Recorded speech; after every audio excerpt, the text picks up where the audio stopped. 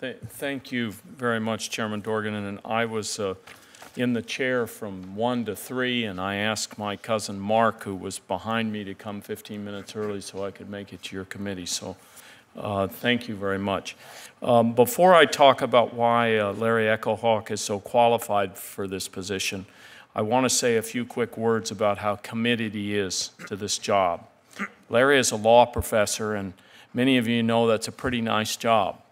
More importantly, as a former BYU quarterback, Larry was named to be a faculty member who oversees the BYU athletics department. So what I'm saying is, rather than spending his days being worshiped by law students, publishing groundbreaking articles, and watching college football games from the 50-yard line, Larry has chosen to serve his country in the Interior Department. If that's not commitment, I don't know what is.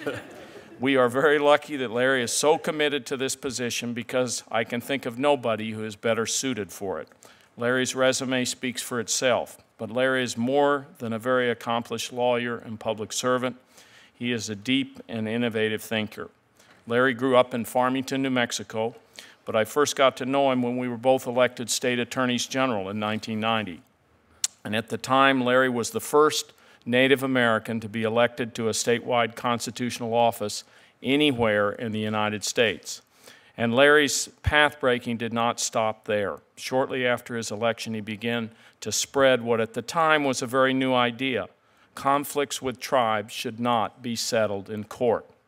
Back then, state AGs were in court with tribes all the time.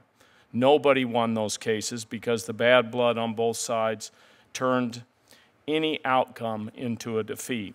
Larry was the first to say, we can do better, and he was right, and I followed Larry's advice, and as a result, New Mexico's relationship with our tribes was more productive for everybody involved.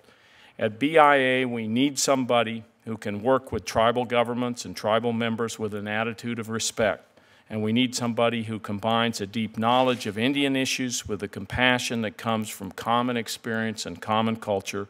We need a great mind connected to a great heart. In short, we need Larry Echohawk, and I hope the members of this committee will join me in supporting his nomination to this important post. Good to see you here, Larry, today, and happy to stay here for the question. Thank you for your courtesies, Chairman Dorgan.